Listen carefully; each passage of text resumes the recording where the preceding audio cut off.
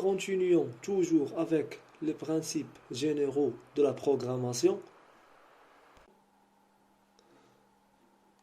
Donc on va voir quelques notions qui sont très importantes pour la programmation et pour l'écriture manuelle d'un programme.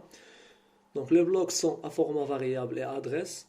Les espaces et les zéros de tête avant le point décimal peuvent être supprimés.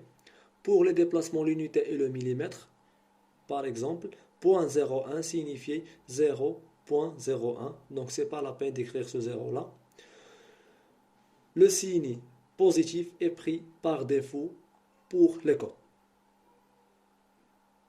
Donc ce sont deux notions qu'on va les utiliser quand on va programmer l'usinage d'une pièce et on va écrire les codes et les fréquences de rotation et les avances. On ne va pas écrire le 0 qui est à gauche de la virgule.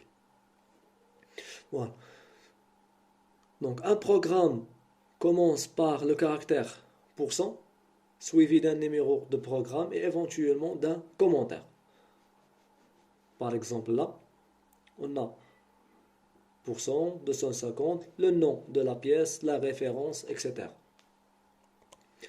Pour la numérotation de blocs, il est conseillé de les numéroter de 10 en 10 pour permettre une insertion de nouveaux blocs en cas de modification éventuelle. Prenons cet exemple-là. Si on a oublié un bloc, on peut faire comme ça.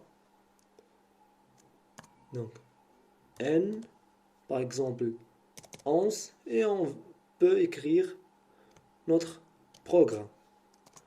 N, 12 par exemple, et modifier le programme. Un programme principalement se termine obligatoirement par la fonction auxiliaire M2 qui permet une remise à zéro du système.